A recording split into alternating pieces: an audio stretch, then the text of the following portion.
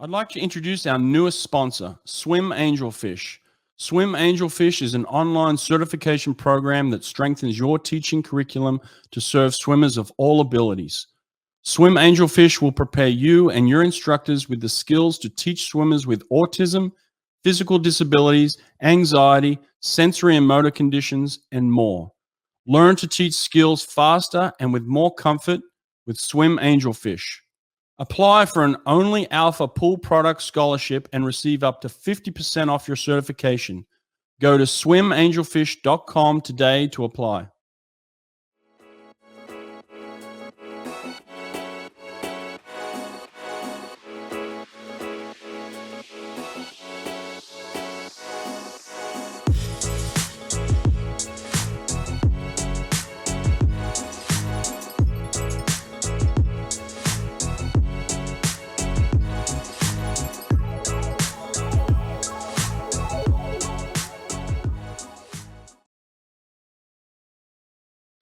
Looking to host your first swim meet or replacing an old timing system? Run a swim meet with ease from your laptop using Superior Swim Timing. You can use Superior Swim Timing with your existing equipment, or they can provide you with a complete timing solution, including deck harnesses, buttons, and starter. SST is fully compatible with High-Tech and Team Unify, as well as Colorado, Daktronics, and Amiga touchpads. Go to superiorswimtiming.com to learn more and be sure to tell them I sent you. Nate's come out with another awesome tool for the swimming community. It's called Swim Nerd Live, and it allows the data and times from your actual scoreboard to be broadcast and viewed in real time on any smart TV, phone, or other device. It has all the information you're looking for: event, heat, lane, name of swimmer, times and places. One click on any device and they're watching your swim meet live in real time. Go to swimpractice.com to learn more.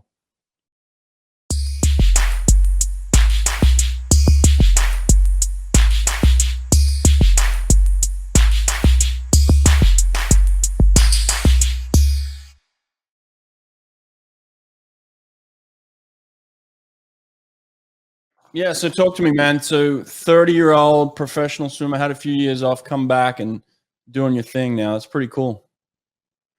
I'm really enjoying it, man. The main thing I'm enjoying is the event refresher. You know, I used to be a 400 IMer, 200 IMer, doing a lot of really just tough mid-distance events. And now my focus is on the 50 and the 100 freestyle. And that's quite the contrast. And it's been a lot of fun so far. Super wild, actually. Back when I swam, there was a guy by the name of Rijk Neveling from South Africa. And he was kind of a distance swimmer. I'm not sure if he swam IM, but certainly was like a Olympic medalist in the 1500, you know, and then ended up becoming a sprint freestyle. And that always blew my mind. I didn't think it was a possibility until I saw it done. So how did you know that this was even a possibility? It's a long journey to this point for me. I've always had the idea that I could be a sprinter. I think it started with the fact that my dad was a pro baseball player, and that sport is, people don't think about it because they think, oh, baseball's slow, baseball's boring. That's how a lot of people like to talk about it. But that sport is only made up of explosive movements, right? When you're a left fielder, you got to throw at 250 feet to home plate to throw a guy out, and that's an explosive movement. Hitting a 100-mile-an-hour fastball is an explosive movement. Sprinting 90 feet down the first baseline is an explosive movement. So I've always had it in the back of my mind, even when I was doing well at mid-distance events that required a little bit more aerobic capacity, and doing well at them, having some success with them, that I always knew there was something there that I could tap into with the sprints if I focused specifically on them. And that's the next step. Was in high school.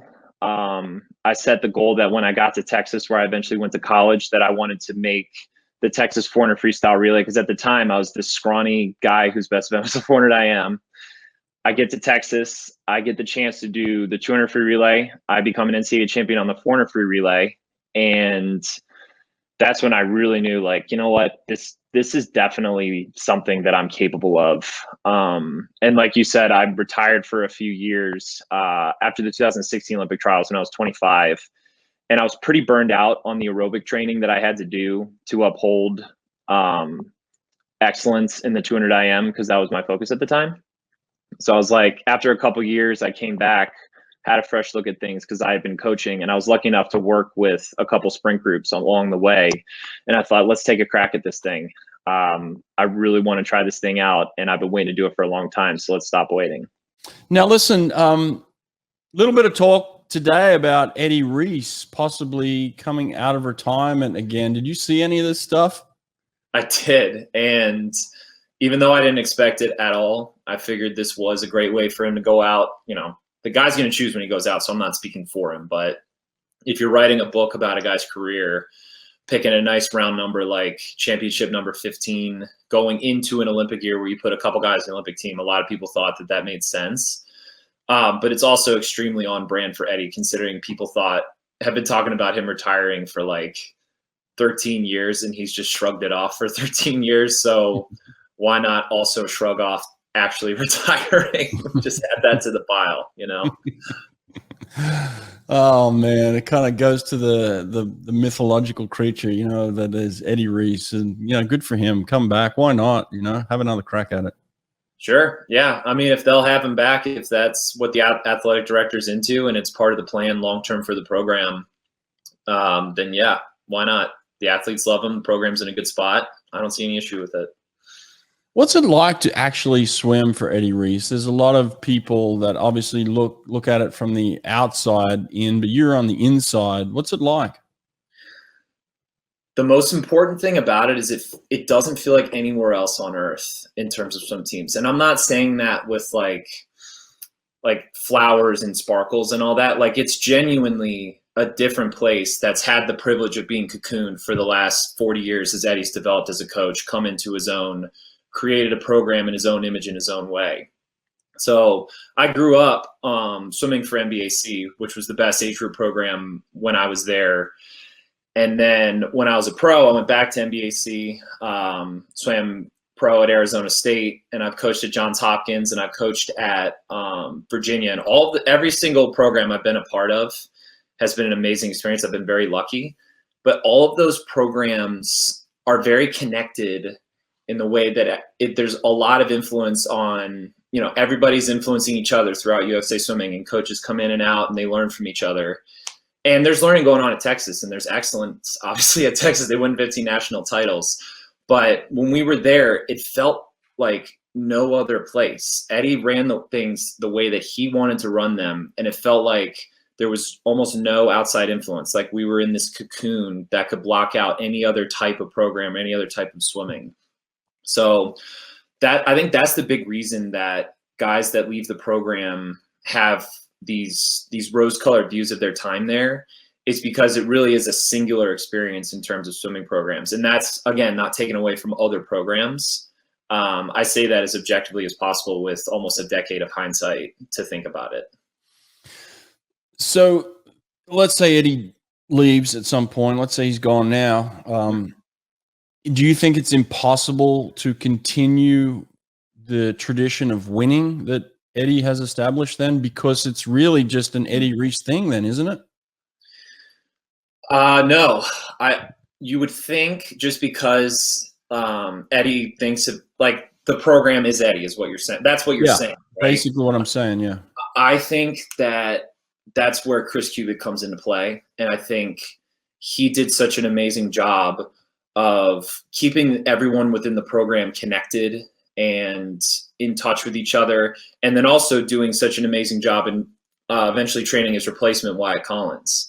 And everything that I hear when I talk to swimmers, when I talk to people around the program, is Wyatt's slid in, and it was nothing really changed. You know, things just kept on rolling, and the results speak for themselves. I think they've won 4 of the last 5 national championships since Cubic left.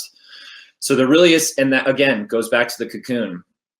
Eddie and Chris had so much space to just block everything else out and just train Wyatt to get the job done in the way that they want the program to be run. Wyatt learned from them for let's see, 5 years before taking over from Chris how to coach. And then he's been learning the last 5 years from Eddie how to run a program. So in my mind, him or maybe someone else, I think Wyatt would do an amazing job of keeping the things rolling when the time comes. That's just my personal opinion, and I'm biased because he's a friend of mine. But yeah, it's if you want to keep the singular experience and the uniqueness rolling, train someone to do it. And I think Eddie and Chris are both very good teachers, and they put a lot of time into training him. Well, let's get specific then. What train them to do? What are the things? What are the pieces here that they're training? And how is it that then Wyatt can just pick those up and continue this winning excellence? What are these things? I'm going to give you, and you know what I'm talking about. I'm going to give you an Eddieism to set it up, but then I'll actually give you a real answer. The main thing is to keep the main thing the main thing. And I think what Eddie does a really good job of, and what Chris and Wyatt do a great job of helping Eddie with, by kind of creating this almost force field around him and around the program, is just blocking out a lot of stuff that is easy to get caught up in if there's a lot of external distractions, and keeping everybody on track. Also seeing a much longer view. The beautiful thing about having a program with so much stability is you can think in terms of decades instead of what's next year. What's this program going to look like next year? What's my staff going to look like next year? Are we fighting to get third in our conference and then win our conference? And this program has been at the tip top for a long time, so they can think about things in the long term and not sweat the small stuff of like, this is what happened at a dual meet. Right. Mm-hmm. Or, oh man, there were a couple guys that were a little off at conferences. We got to like throw out the baby with the bathwater and start over. It's like, it's okay. If you look at the aggregate, the last 5 years have been going great. The last 10 years have been going great. So let's run this program in a way that's healthy 10 years from now, instead of what's 1 year from now. Like even Olympic cycles, you can stretch out beyond that. Oh, this Olympic cycle, maybe was up or down. That's okay. Let's get to the next one. Right. So I think the long view, I think tuning out distractions, and then that long view gives space for a lot of irreverence that I think is incredibly necessary. But a lot of programs just don't have, because they have to think in such, smaller doses of like, what's next? Sometimes the irreverence gets tuned out because they're grinding so hard to get to the next phase and get to the next phase. So Eddie brings a ton of irreverence to the program. Chris did that as well. And I know Wyatt is someone who really wants to bring out the best in his swimmers' personalities as well as their swimming. And every coach wants to do that for their swimmers. That's not like a unique thing. But they just have more space to do it than most programs do. Right. I see what you mean. Yeah. There's not that do or die pressure of winning and losing right now.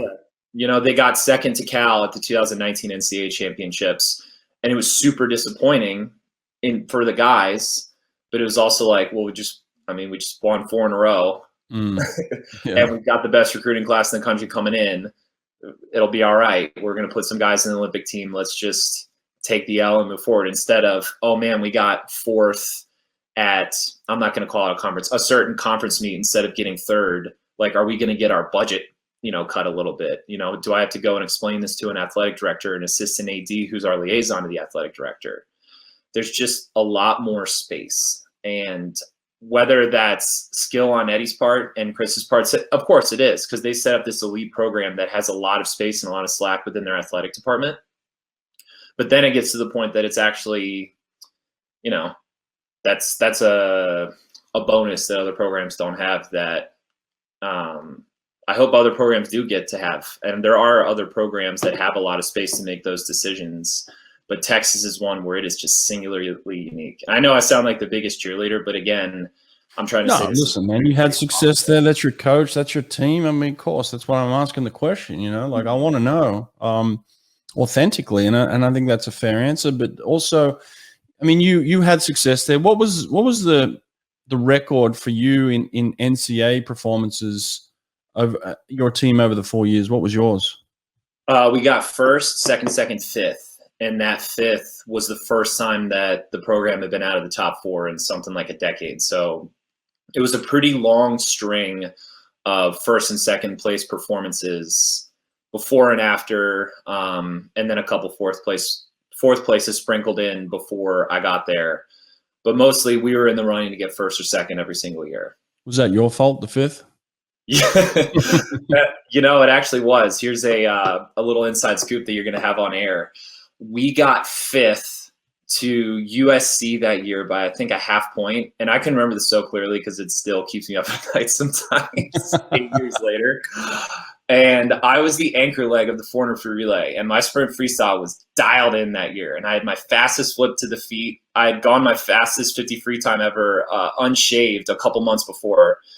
I'd gone all best times at the meet in my other events, and I knew that I was gunning.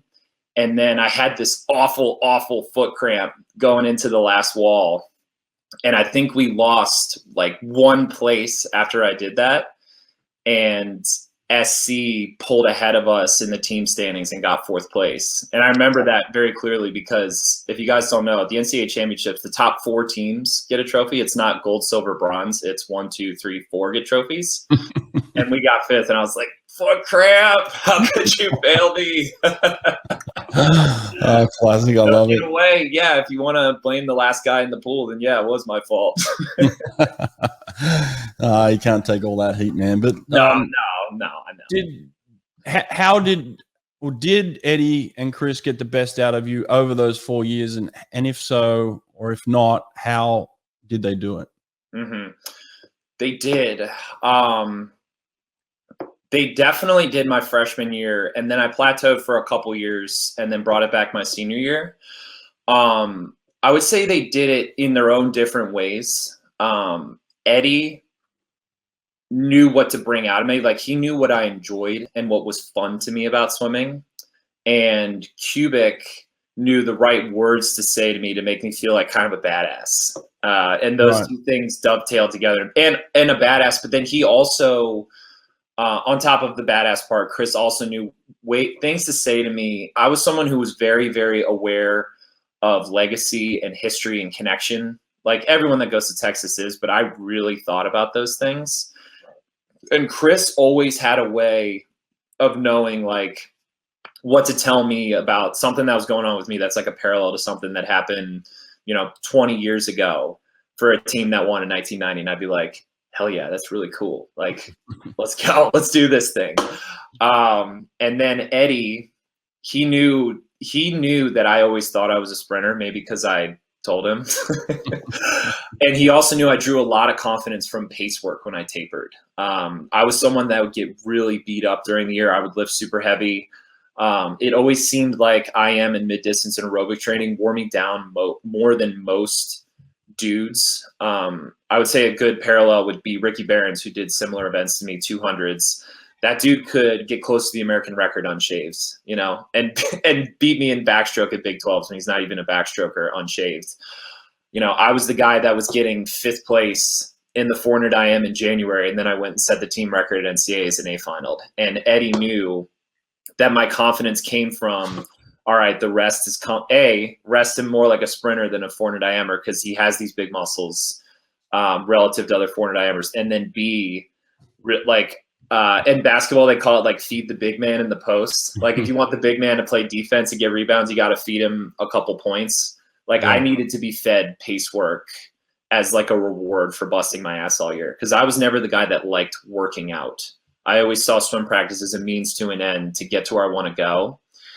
So when we were resting, say before Big 12s or a couple weeks after NCAAs, like I wanted to do some sort of inflated, just like cartoonish pace workout that would have me setting like the American record in the 400 IM by 20 seconds if you added up the splits. That would give me a lot of confidence. And then during the season, he knew the right things to say to me when I would be losing focus a little bit to get me back on track too. But without making me feel like it was the end of the world, coming back to that long view and tuning out the typical external distractions.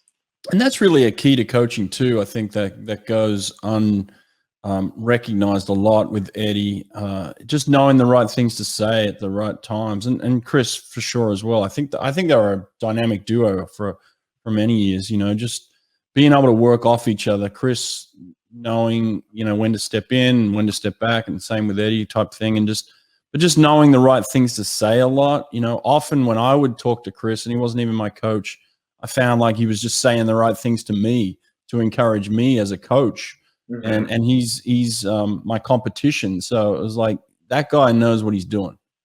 He's a guy that recognizes the position that he's in, but he sees it as an opportunity for service instead of throwing his weight around and making people feel smaller because of his position. He always wanted to bring people up with what he had at his disposal. Yeah, I like that. That's good stuff.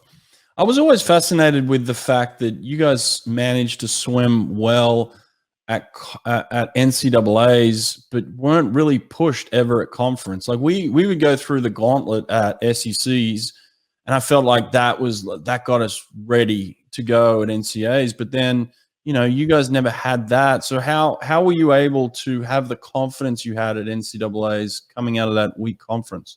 But that's the thing. We didn't care. We didn't care that Big 12s was slow because we always had confidence that we'd be ready for NCAAs. It was such an NCAA-centric program. And again, that's another thing that isn't even something that Eddie and Chris set up that I can give them credit for. Because we were in the Big 12, we like conferences. Chris made sure that we knew it was a big deal. We were winning conferences every year, and we didn't take it for granted. But it wasn't like this like big scary thing looming in the horizon for us.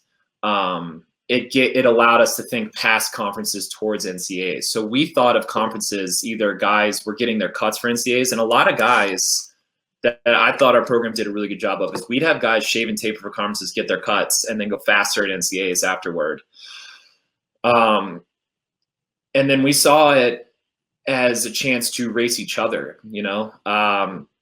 In the 200 IM, I was going back and forth with Nick DiNincenzo for 4 years in the 200 IM. And in the 200 backstroke, I was slugging it out with Kip Darmody and other guys on our team for 2 years or whatever it was. We were racing. That was the best opportunity to race our teammates without thinking about everybody else. And it's not like there were scrubs. Like A&M was a really good program, you know. And Missouri was a really good program when they were in the Big 12. And then when we switched it over, TCU and West Virginia had guys that would win events here and there. We actually never swept Big 12s in my time there. So there was also like the way that guys were going to SECs to win SECs. Mm-hmm. Like our version of that was we're going to Big 12s to try and win at every single event. Like that was like an equal like sort of care that we had to you guys trying to win the whole conference. So it was just, I guess, changing our lens. But again, it felt like a very important, very significant pit stop on the way to NCAAs. Like we'd win the meet, obviously handily, but then Chris Kubik would be almost in tears on the bus ride home telling us how important it is that we just won the Big 12 conference and they would light the tower orange in our honor. Like it still was a really big deal. So I think it was important that the coaches knew a way to inject significance into the situation. Did you ever look at the other conferences and just think, oh, wow, these guys are throwing down. Like we're not going to be able to, like, did it break your confidence in any way? If guys were going fast, I'm not going to lie. I would let it get in my head from time to time. You know, I'd watch, I don't know why this name's coming to mind first, but I'd watch like Kyle Whitaker blow it up in a 2 or a 400 IM at Big Tens. And I'd be like, man, I got to deal with that guy at NCAAs. Mm-hmm. But I was someone, I never got really hung up on, wow, those guys are all racing each other. They're more ready than me. I was very focused on my own times, and I had confidence that taking care of my own times and my own performance would get me as far as I needed to go at NCAAs and contribute the most for the team. What year was it that you won the 2IM? That was 2010. That was my freshman year. Freshman year, okay. Mm-hmm. Right. Did that play a part in why you said you plateaued for a couple of years because you won so soon? Yeah, man. It was my very first impression of college swimming. My first event, I was the first freshman in 7 years to win an NCAA event on the men's side. And then our team won for the first time in 8 years, 2 days later. So I was personally not ready for that. I was never the best anywhere that I was growing up. And that was just because, coming from NBAC, Michael Phelps and Katie Hoff, and a handful of other people that ended up making Olympic teams, world championship teams, were all just bigger stars than me at the time. And I always felt like little brother and the underdog, even when I was succeeding on a very high level in high school and making USA junior teams and being recruited to the best team in the country. So winning that was like, I finally got mine. And I didn't reorient myself around what I wanted next because it was such a big delta between the goals that I even set for myself. At our goal meeting that year, we have a goal meeting every September to start the season where guys write down goals that they either want to share with the group or not share with the group, but everyone shares something with the group. And I knew we were going to win NCAAs that year, and my only goal was score at NCAAs. So if I got 16th in one event and scored a point, I would have gotten my goal. And I went from being the 35th ranked recruit in the country or something like that, to being like the guy very briefly. And people were talking to me about like, is this guy going to make an Olympic team? And I really just wasn't ready for it. I kept working hard in practice, but the intentionality and the hunger didn't fill back up until I had experienced a little bit of disappointment for a couple of years. Right. That makes sense. Mm-hmm. Yeah. That's really interesting. And I want to touch on that aspect of it, because a lot of people do go through slumps, and you got to figure out a way to get out of it. When you're in it, it's tough. What are some of the things that you did during that time that helped you through it? Mm-hmm. The first thing I did was spoke out and talked to people that cared about me and let them know, like, I'm going through a lot right now. Like, this is really, really tough for me right now. And there were people that held me accountable, like my parents, and they were like, you got to pull yourself up and get back on track. My mom flew down after my junior year NCs when I don't think I made a single A final, which was the only time in my time in college. And I went all just my slowest times at NCAAs. She actually flew down and helped me clean up my house. She helped me organize my house. It was a mess.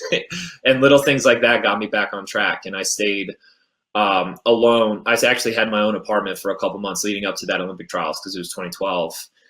And so reaching out to people for help, but also people that would hold me accountable to like getting back on track and understanding what the heck are my goals next is super important. Number two is understanding, this is really hard because this is just about the difference in like feelings and almost like neurotransmitters, but understanding that there really was just never going to be another feeling that was as novel and impactful as winning NCAAs as a freshman and winning a team title. I thought I could simulate that feeling again and have a similar jump the next year, but I didn't do anything in practice that was different to get myself to that jump. So when I didn't have that same awesome feeling the next year, I was pretty good my sophomore year. I should have been proud of how I did, but it didn't feel as amazing as my freshman year. And our team was very, very invested in winning the NCAA Championships that year, and we ended up getting second. So understanding that I actually did pretty well, it just wasn't going to feel the same as it did when it was new.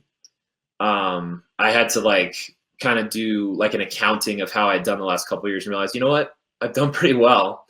I didn't stick to a trajectory that looked like a rocket ship when I first came on the scene as a freshman, but I was consistent. I made a World University Games team in the meantime, even when I was slumping, and I was going best times in other events, even if they weren't my best events. And I had to also give myself credit for that.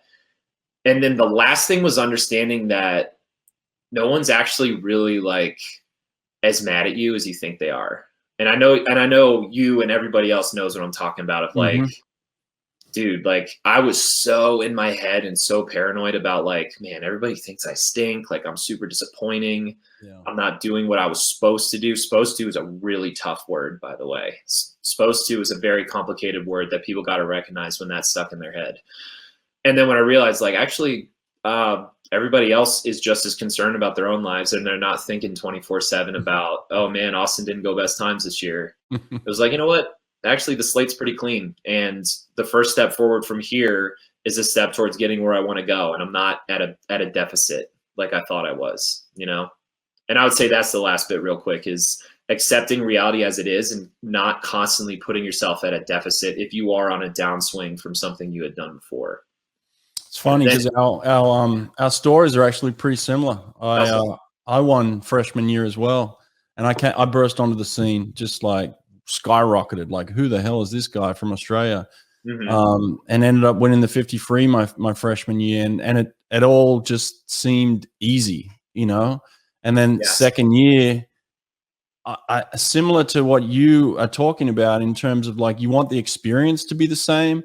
And it's different, you know, but you want it to be the same. It's like, no, I want everything that happened just the way it happened. But I'm in my second year now. It's a completely different thing. And everybody knows who I am now. And I've got a target on my back. And I ended up finishing 7th in the 50 free. And our team won my first year, you know, that I won the 50. And then we ended up second as well. And so we had a team disappointment. I felt, you know, a lot of that I carried on my back. Like that's, you know, we lost because of me. I wasn't good enough, and team's not good enough. Took a lot of that responsibility on as well. And a lot of the thought was, oh, what if I had scored the points that I had scored last year? How would things be different? Or even just had the impact, you know, like me winning events creates this whole feeling over there for other people to then go on and have, you know, so you take on a lot of responsibility in terms of just the way the team is jiving as well, right? That's true, because 50 free and 200 IM are both day one events. And I definitely, whether I was self-mythologizing or not in the moment, but I definitely felt like I set the tone for the rest of the meet for the guys. Because we had a 200 free relay. Well, the 200 free relay went well. 500 free, I think we were up or down. And then when I won the IM, it was like, oh, we're off and running. Like, this is like a surprise batch of points that we didn't plan for. The pressure's off for us to really cut loose and just let it fly and have fun. Like I felt like I provided that. And then, like you said, when I didn't do that the next year, I felt like I came short. But that's the tough thing we don't realize when we burst onto a scene is a lot of what was fun about the first time is we were a surprise, right? We were like a novelty, something new. And then it's expected from you after that. And you gotta realize that. And you gotta differently to move forward. And like you know, you touched on something that I didn't cover, but you're absolutely right. I wanted to just run it back and for things to be just as easy. Because I was like, you know what, like, and honestly, it was a little bit arrogant on my part. I was definitely a little bit arrogant about it. Like, I was like, you know what, if I just run it back and do what I need to do, like maybe I'll even go even faster next year. But it's like, that's not how something works.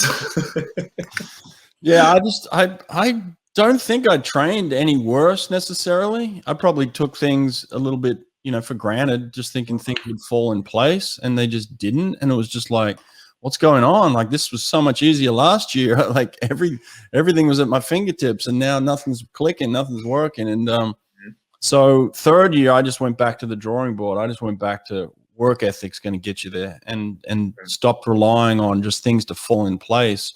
Like, all right, if I'm going to get this, I got to work for it. And I just went into just work mode. You know, that was kind of my way out of it. You know, man, we were so similar, man. It was my senior year for me. But after that disappointing junior year, I ended up doing very well at the Olympic trials. That was my highest placing, 4th. But when you're at Texas, everyone cares about the college season. So I was texting a bunch of guys that I saw as mentors, like, hey, I want to get back on track. Like, tell me what to do. Tell me what to do. Because I also felt like, oh, all these guys that I hold on this pedestal are disappointed in me. And it's actually like, no, they're 25-year-old men getting jobs and living their own lives. They're not thinking about you letting down the team. But a couple of them were like, dude, just hit the weight room super hard, work your ass off this year, and just like get your shit back on track and you'll be fine. And so I did that. And it was the thing that was really important for me was I was having some struggles I was having some mental health struggles for those years too, those plateau years. A lot of like anxiety, panic attacks, stuff like that. And that's like a really tough space to be in. And I remember being so fed up by being controlled by panic and anxiety that my senior year, I was like, you know what? Like, I'm afraid I'm going to die if I like push myself harder, like my heart's going to explode. Like, screw it. I'm just going to bust my ass. And if my heart does explode, then it does explode. Like I'm willing to die in the pool for this thing. And that I actually didn't experience any episodes or incidents for, I think, my entire senior year, because I had that attitude of just like, I'm so driven to leave this place better than I found it, that I'm willing to die in the pool while I'm working out to get there. And my senior year, like I said, it was my best NCAA performance, and I went all best times that summer too at the nationals. So you continue to swim a few years after that, obviously. When did you make the decision to leave Texas, and why? So I was gonna have another year after my senior year, because I was on the 5-year track for school. I was a Van Wilder type. Yeah. Definitely not the favorite in the athletic department for that, but I got the piece of paper, so it's all good. And I think it was definitely like it was a mutual thing between Eddie and I. I really did want to come back, but it was around a time period where he was switching things around with the program, and it felt like almost like a chapter change with the program, and he was bringing in a bunch of new recruits. So my senior year, we brought in the best recruiting class in the country, now looking like the best recruiting class of all time, and Jack Conger, Clark Smith, Will Lacone, guys that won a ton of NCAA titles together. And then the year after that was just as good and arguably better. And it seemed like Eddie was trying to clear out a lot of remnants of the past, because he felt like the program was on this upswing towards winning a bunch of titles. And lo and behold, they won a bunch of titles. So part of why I left was I think Eddie wanted to kind of clean slate the program, because especially that 5th place my senior year, and then they got 2nd my pro year when I was still hanging out there and training. That I think he felt like that team needed to get 1st, and they didn't. But and he was like, we just really gotta just switch everything around here and take a different direction. And so he was like, I think you should just find a new place to train. I was going to say that. So Eddie kind of put it to you like, hey, you need to go look somewhere else. Yeah. I say mutual in the way that, looking back, I think I needed to get out of there. I needed a change of scenery in terms of my training, because as a pro, like, it's tough at Texas as a pro. Well, I should say it was tough at Texas as a pro, because a lot of guys are so used to everything that they get in terms of the structure on the college team. But it's a program where you're there by the grace of Eddie and Chris. You're not paying any money. When I was there, by the way, I wasn't paying them any money. I was just training with the college team. Like, I was still a varsity athlete, but their job is the college kids. And it's this like subliminal thing of like, wait, something's really missing. Like, I'm here, but I'm not experiencing what I used to experience in terms of like deep attention from the coaches and being in the flow with the team and doing all of the team activities with them. And so it like really hollowed out something. And I think that's a common experience. Yeah, it's a lot of college programs where the people are allowed to stick around, and there's no like structured pro group where people pay to be there. And I think they improved that setup. And now I don't know if guys pay to be there. I don't know much about their pro group now, but it's much more sophisticated now and has been for the last 4 years.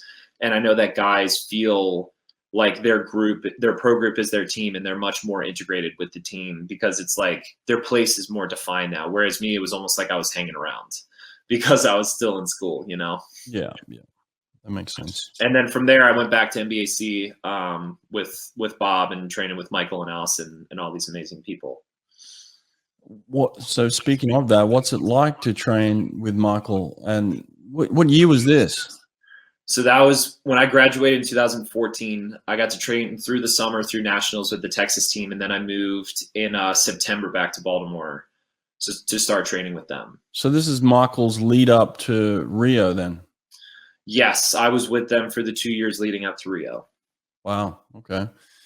Had you done any significant work with Michael previously? No, not at all. Zero. we are from the same club team growing up, NBAC, but when I came into my own as an athlete from age 13 to 17, that's when Bob and Michael were up in Michigan. So Bob was my very first age group coach when I was 8, but beyond that, I had other coaches growing up because by the time I got to the place where I could swim for Bob, he was gone. So in a way, it was like joining a new team, even though I was coming back to my old team. And I had never trained with Michael before. He was always obviously light years ahead of me when I was a kid. So there's what you hear, and then there's what you experience with Michael. So what were the differences in maybe some of the things that you heard about him and then your experiences training with him? What I had heard is that he expects a lot from people and that he treats his group like a team. And I didn't realize that until maybe like a year and a half out of my 2 years there into it. Because I figured it's just like, we're just a bunch of pros. Like, and a lot of that was there was a coalesced group of people with Bob and Michael, Chase, Allison, Keenan Robinson doing performance before I got there. So they were like a team, like a family when I got there. So like an inner circle type thing. Not in an exclusionary way, but in a way that like, if you don't have a respect for that, then you don't really get what's going on with that group. And it took me a while to kind of respect that this team was a very close-knit group of people. And I just thought of it as like, I just need a place to train because I'm a pro. Let's just go back to my old club team. Like why not train with Bob and Michael Phelps? And it's like, actually, they invited me to be there. Like, that's a really cool thing that I got to be there.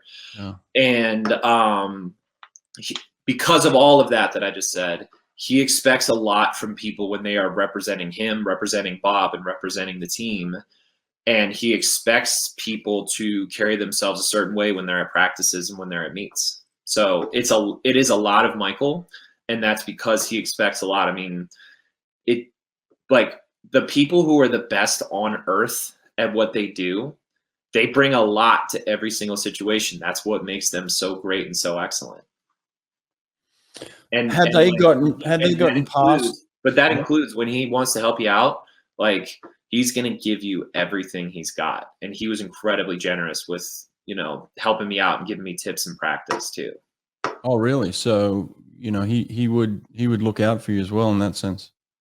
Yeah. And then when I was messing up, he would let me know. He was very straight with guys who were maybe not bringing the right attitude. The number one thing, and I've heard this a lot about when college kids, especially a program like Texas, where there's like like I said, a singular culture, a very specific way of doing things, and then they go somewhere else. They'll roll up with this idea of like, well, we did this at Texas. And it's like, you're in a new training group now. And for a while I had that attitude of like, this is what I did at Texas. This works for me. I'll do the training with you guys, but I'm not like super bought into the culture. And it was like, no, you have to buy in whole cloth to the culture. We've got someone that runs weights and advice and, helps you out with nutrition and sleep and like a whole holistic program. You got to like use all of it if you want our training to work for you. And I'd be like, well, I did this at Texas or blah, blah, blah. And that in hindsight was this arrogant post-college kid, 23-year-old thing that I did. And that's got to get like worked out of you when you first join a new group of like, great, that's really great what you did back at that old group. And we respect that group that you came from, but this is us and we do things a certain way here.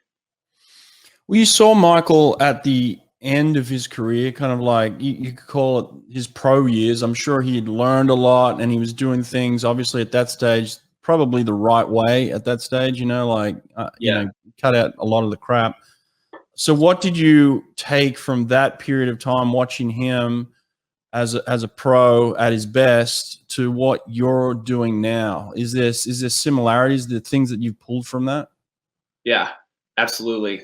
A lot of what I saw from Michael, that number one, that he sought out for himself, and number two, that he had access to, just because he had an immense amount of resources at his disposal in terms of the money he was making and the resources from the governing body that was looking out for him. It's a 24-hour thing with him, man. Like he's thinking about every bite of food he's putting in his body. He was tracking his sleep, and obviously everyone does that now. But in 15 and 16, that was still kind of a nascent industry and a kind of a new way to look at things. And a lot of that was provided by Keenan Robinson, who you've had on this podcast. And him and Bob working together of like, this is what's happening in the pool. This is what's happening in the weight room. This is what happens when you go home and go to bed. This is what happens when you eat to fuel your body.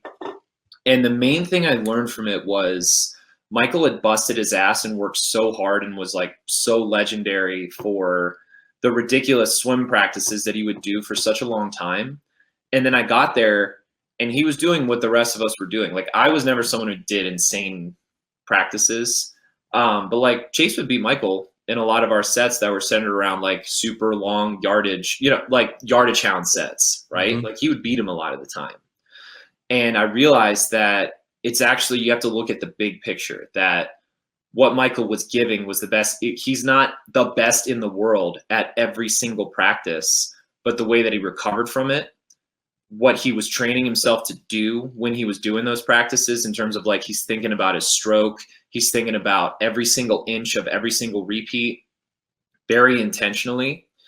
And then again, when he goes home, he's taking care of himself better than anybody else in the 2 years that I was there. That really inspired me to think about swimming, not just are you working harder than the person next to you and then, you know, turn your brain off and that's it. It's really a holistic 24-hour thing. If you want to, I guess, be elite and get to the next level. Yeah. That's the thing, is when you're tapped out on how hard you can work. And Michael's, you know, 31 years old at this point, going into 16. He can't do the things he was doing at 19 every single day anymore. It's just got to be a different type of training. And instead, he had to think about, how can I get the most from that training, right? So that's the way to think about it. It's not how much harder can I work. It's how many hours of the day can I see through the lens of swimming. Right. I've never watched a full practice of Michael's, but I bet you during that time where Chase was beating him a lot of the time, I bet you there were moments for you where you saw Michael do something that nobody else could do. I bet you there was a practice where it was just like, oh, that's Michael Phelps. Like, yeah, that's pretty special. You know what I mean? Like, there's got to be one of those where he just pulled some shit out of his ass and you're like, damn, there's no one that can do that. Dude, I wish I could give you an exact time, but definitely whenever we would do pace workouts, because at this point in his career, Michael was basically like 100, 200 swimmer, right? Yeah. He was like a mid-sprint swimmer with obviously an amazing aerobic base. So he was a guy that was going to get a ton from rest. And by the way, Chase wasn't beating him all the time for people listening. I'm not saying Chase was kicking his ass every single day. They would trade back and forth, and Michael would kick his butt on maybe a lot of the shorter sets. But when we would do pace workouts leading up to big meets, and you saw the dragon breathe fire and see him do, you know, a fast 150 butterfly or whatever it was, that's when you're like, oh. That's what I mean, yeah. Yeah. It's Michael Phelps shit no one else is doing. You're like, we've known for 14 years. The guy set a world record after breaking his wrist in 2007, his own world record. So it's, yes, and that was absolutely true when I was there. But it would come out more when we were doing pace workouts, absolutely, toward getting closer to the big meets. Was he good at everything, or was he special at certain things? Like, you know, there are some people that are just freak kickers. There are some people that are just, when you put a buoy between their legs, they can just do some freaky things, you know, like where was he special? Two things. You already said it, the kick. With the stuff he could do, hundreds long course kick. On a kickboard? On a kick, whatever kicking, he was like, he'd mix it up, multiple standard deviations better than anybody else. And that obviously came from years of hard work. I had heard things about, it was things that I heard about Joe Schooling too, was like hundreds butterfly kick long course. He could go like under a minute or something like that. Yeah. Like Michael was doing things like that too. And then the second thing was his discipline with his skills when he got tired. Like the reason that he could, you know, he's not the best underwater kicker in the world if you're doing a dead sprint, right? There was probably a handful of guys throughout his career that were better at underwater kicks, but no one else on earth was more disciplined getting those underwaters done and doing them at perfect technique, the exact way that they trained them in the 200 fly or at the end of a 400 IM. He was the only one that could do that. And it showed in practice every single day. I guess now I'm just really honing in on this Chase beating him thing. But like, even if like him and Chase were racing in some sort of 15 200s free IM set, you can bet that Michael was super, super disciplined on that last wall with his kick out, getting to 10 to 15 meters before he broke out and started swimming. Even if he was behind, even if the time wasn't perfect. So what were you doing there? What were you training for? What do you mean? What event in 16? Oh yeah, the 200 IM and the 200 free were the two events. So if you're training for the 200 IM, you mean you're talking about Chase a lot, but were there days where you're like walking into the pool thinking, I'm going to take Michael out today? Like, this is my day. No. I wish I could tell you, man. I wish I could say it to you. Never thought you could beat him in practice? I don't think I ever beat him in practice. Like, never once. Even when he came back from a pretty significant break that he took in the 2014 season, before he came back to swimming, I don't think I ever got him in practice, man. Is that like, because you didn't think you could get him, or he didn't let you get him? Both. And that's what he does to everybody, is that you have to, and I've heard stories back in the day when he was training in Michigan, like, you know, Cleet Keller and Eric Vent could take him on those longer sets because they never were afraid of him. Like, everybody was friends in that group and saw each other as equals. But if he's got you, then he's not letting you beat him, because he has a deeper well for discipline and just sheer, like, screw you, I'm not losing to you. Like, people say that, but he's the only person I know, before I watched The Last Dance and understood Michael Jordan a little bit better, I would say those two guys are the only people on this earth that I've experienced where it's like this ancient primal feeling that they can feel of, my heart will explode in this pool before I beat you. I will summon every bit of energy that I have left in my body to beat. And then on top of that, I mean, the workouts were just geared better towards him and Chase. Like, Chase was training to be a 400 IMer. Michael was training to be a 200 IM, 200 flyer. And it was a very aerobic heavy program. And it was a step up from what I was used to, for sure. Like, amazing training. I was in the best shape of my life. But I got whacked by it. I got my ass kicked by it.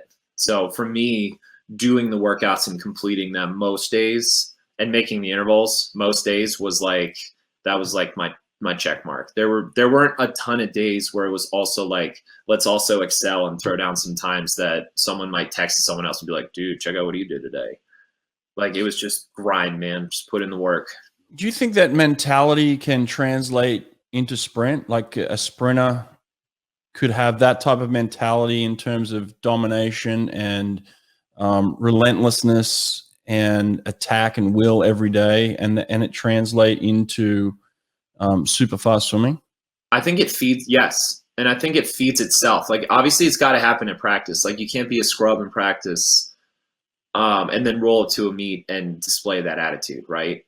But if someone genuinely attacks with that attitude of like, I'm willing to die in the pool for this and no one's going to beat me, and sprinting especially, because it's all stuff that's at maximum effort, right? Mm-hmm. If they bring that attitude to practice every single day, then it feeds itself and it feeds itself and it feeds itself good food of like, you're putting in the work to back up that attitude. And then that feeds real confidence that has a real foundation to it. And then you can take that to a competition and then you start beating people. That's your reward for carrying that attitude in practice and leaving everything in the pool. Then you go back to practice, work even harder. So yeah, that attitude absolutely feeds itself. Why did you decide to come back and try this pro thing at a later stage? How long did you take off? I took off I didn't touch a pool for a year. Like, actually not get in and swim in a pool for about a year. And then I was and then I started coaching. Mm-hmm.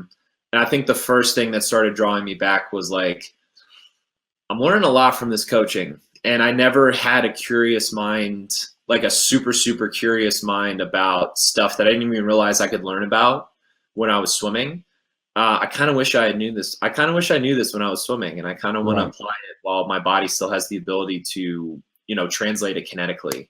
Yeah. And the first step towards getting back towards swimming was a friend of mine that I swam with at Texas. His name was Brian Collins. He actually shot me a text in January of 2018. I hadn't been swimming at all. And he was like, hey, April, a group of us are going to get together at a Masters meet and try to set some national records on relays. Like, what do you think? You want to go? And initially I was hesitant. I was like, I haven't done anything. I don't know how much I miss swimming. And I just trained for 3 months and ended up going like 19.5 on a relay. And the best I'd ever been in college was 19.2. And I think I was 44.1, a little hungover from drinks the night before. We had a lot of fun that weekend. It wasn't like the most serious thing, but I realized to myself, I really have something here. And 3 months of that kind of training, going 2 to 3 days a week in between working for Johns Hopkins, coaching there, I got here. If I actually really apply myself and start learning about what it takes to sprint, I think I can get myself to something that I can personally be proud of intrinsically. Whether or not it translates to external things, I wasn't as worried about that at the time, but intrinsically it was like, I can really do something fun with sprinting and maybe let out a few things that I wish I had done when I was a full-time swimmer in college in my couple pro years. Going from that experience to where you are now, you've just swum Olympic trials. You finished in the top 25 in the 50 and the 100. Swimming best times, 22s in the 50, 49s in the 100. I mean, pretty interesting, cool stuff. For a guy that's not. What's your training schedule like now? What is it like? Mm-hmm. So when I really committed myself to a training schedule centered around training for the 50 and the 100, a lot of it was like a combination of being influenced by what I learned working with our sprint group at Johns Hopkins for the 17-18 season, and then especially being a volunteer assistant coach at UVA under Todd DeSorbo, who now has, I think, 4 or 5 Olympians and is an Olympic coach himself. Andrew Sheaf, who was paired up with Todd that year and who I had a lot of conversations with about training. And then Wes Fultz, who was the kind of mid-sprint coach there and who I spent a lot of time with my last couple months, learning how UVA approached sprinting and what they were getting out of their sprinters, and also the kind of hard work that their swimmers were putting in that wasn't necessarily measured in just yardage. Right. It made me realize, wait, okay, not only can I do something I can be intrinsically proud of because I just went, like 19.5 I was really proud of. Now I can actually do something real on a shorter schedule, which I'll get into. I'll take everybody through the schedule on a shorter schedule, because I just learned from this program that, you can do an hour, like a couple days a week. The sprinters can do a workout that's like an hour and 15 minutes.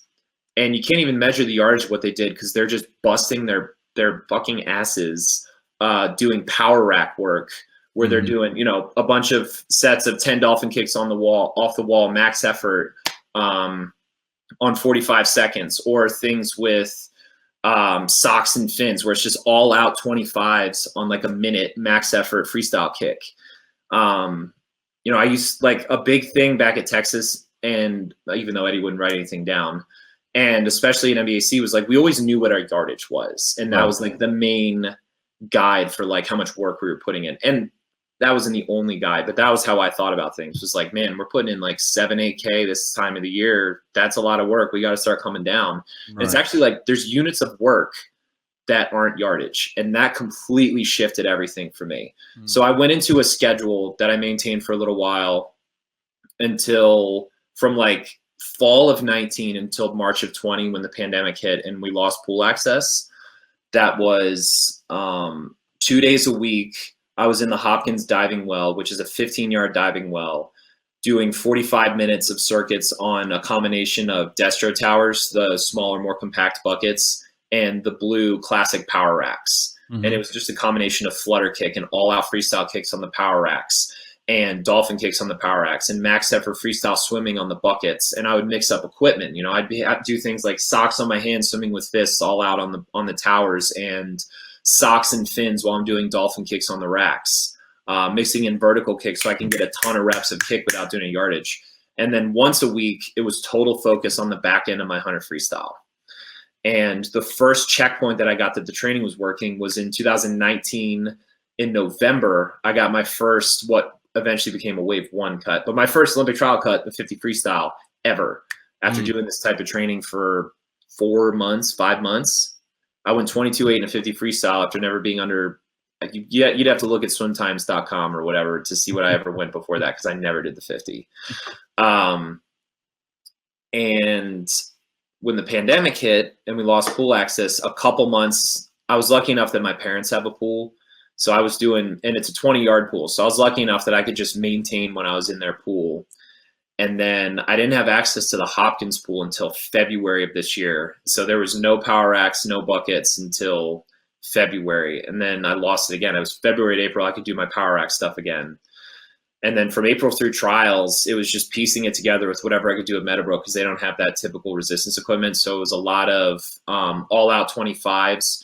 You know, I do 25s from a dive, all-out freestyle with a scuba diving belt wrapped around my waist so that I could feel the lift that I needed to get from my butt and my waist off dives, and keeping high hips even when I was tired doing all-out freestyle. But it got a little bit inconsistent during the college season of February to April because I was so focused on my work. And then I got myself back on track for a couple months leading up to Olympic trials. Cool, man. And then lifting once a week and Pilates once a week. That was what I settled into. But it's kind of a new formula for, you know, people that want to come back to the sport and have an experience. I mean, and maybe do things a little bit differently too. Like you said, you had a certain experience with Eddie and then with Bob, and now here you are kind of doing it the way you want to do it. And I think there's a lot of athletes out there who've had experiences like that where they've sold out for coaches and done it their way, and now they just want to do things their way and experience it and experiment and play and just have fun swimming and training and racing again. And so I think your story is pretty inspirational for a lot of people, and there's a lot to learn from that as well, you know? I hope someone learns from it. I think you touched on something that I want to dive into a little bit more.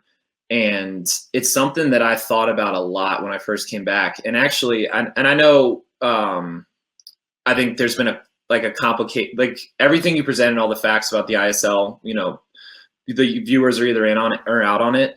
But the overall net positive effect it's having, in my opinion, on swimming, and I'm someone who very much wants to participate in it, by the way, so I think it's super cool, but it's bringing back, the only term that I can think of that sticks in my head is like the middle class of super fast swimmers, right? Like when you stop college swimming, you stick around, if it fits with what you're trying to do, like, you know, you just want to swim for a couple years and get the most out of yourself. A lot of people are internally driven in that way, and that's awesome. But most people, there's a lot of external motivation, and it's the people that stick around are the ones that think, I want to make an Olympic team, right? And so everybody underneath who is still an elite athlete, there's really no place for them because they don't want to just start going to do masters. Masters is great too. And like I said, my pro career started when I went to a masters meet and had a lot of fun and set 4 national records with friends. But with younger swimmers, it's hard to want to just immediately start doing masters because it feels almost like a workout. And a lot of the elite swimmers just don't want to just go work out using swimming when all of the external meaning that college swimming provides gets cleaved out. And I think now that number one, now that the ISL is in place, a lot more people feel like they have a shot to do something that's like externally cool and worthwhile in swimming. And they don't feel almost like a shame for sticking around, you know, because I see like, and a lot of people I know the posts are coming from a good place and they're headed to great jobs. They're ready to move on from swimming. But I see everyone and their mother posting on swimming when they're 22 years old and they're a senior in college and they just got done swimming. And it's like, you know, this big long essay of like, goodbye forever swimming. It's like, like, yeah, forever. It's so meaningful to so many people. And I think about someone who's, you know, the 14th or 15th best swimmer on let's call it the 15th best team in the country. I'm not going to say a specific program. Like, that's an elite level swimmer, man. If they were a basketball player, or they could go play in Italy or Israel if they didn't get drafted in the NBA, right? Like a top 15 program, someone who was, in the middle percentile on their team, they can go be a pro basketball player and travel the world. NFL players, the draft is 6 rounds? And don't even start, baseball is like 20 rounds, right?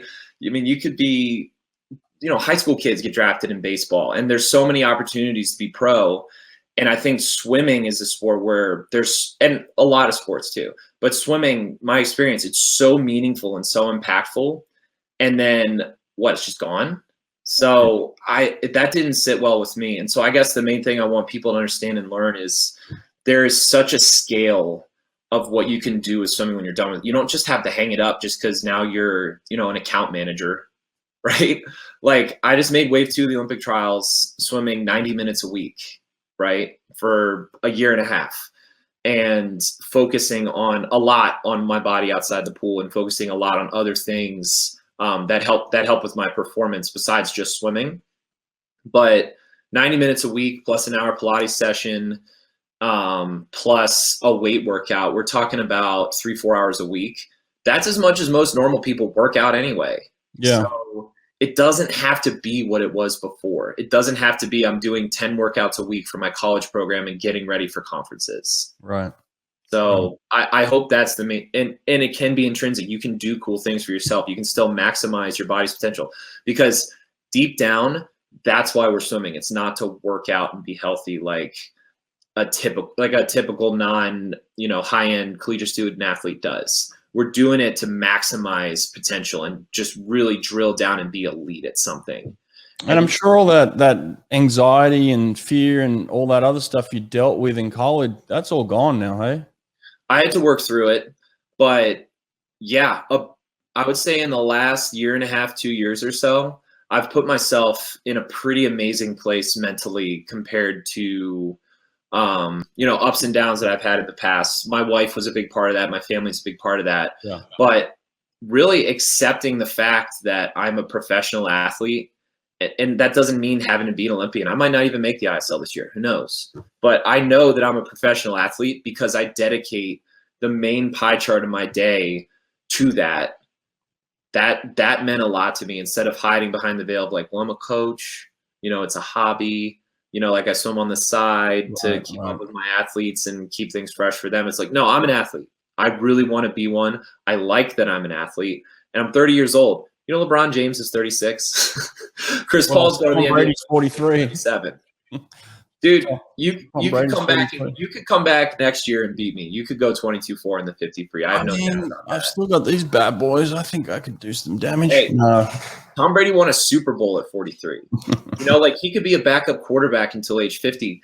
We're finding out you can do so much with your body, man. And it doesn't even have to be, again, the grindy way. And I have to give a ton of credit to UVA for revealing that to me, that they bust ass, dude. Mm-hmm. Oh, yeah. Crap out of practice when they work, but it's work in a way that revealed to me that there's just more than one way to look at it. That's all. Yeah. And I like that I can do that now, and I have the power to do that now. I hope other people see the ISL as a way to do that. Again, someone who's the 10th best swimmer on the 10th best team in the country, now they can think, I can make why not stick around? Why not? Like, that's cool. And there's no shame involved in it. It's not just, well, I'm going to go to nationals every year and make a B final. Like, I have to be okay with that. First of all, getting 15th in the country in something every single year is awesome if that's what you're doing. But now people just have like an extra layer of like, yeah, this is why I'm doing it. And they can explain it at the dinner parties, right? And they can tell their parents, and their parents can tell their friends. Like, it's not just, he's sticking around, he wants to train for the Olympics. It's like, there's a professional swimming league. This is what they want to do. And it's effing awesome that they're going to do it. So, well, I hope you get in it, man. I hope you get in it. I'm pushing for it, and I know you are. And it'll be fun. But if not this year, we'll get in next year. But it's going to happen. You're one of those guys that kind of has that manifest destiny. You think it before it happens, and kind of falls into place. I like that. Read The Secret if you're listening. You may not like it, you may not buy it, but it's exactly what Brett's talking about. At least give yourself the chance to read it and see if you're into it. Listen, man, I appreciate this. I got to bounce, but it's been fun catching up. And, You're the man, Brett. Appreciate it, man. Take care, all right? Yep. Catch y'all. Later, bro.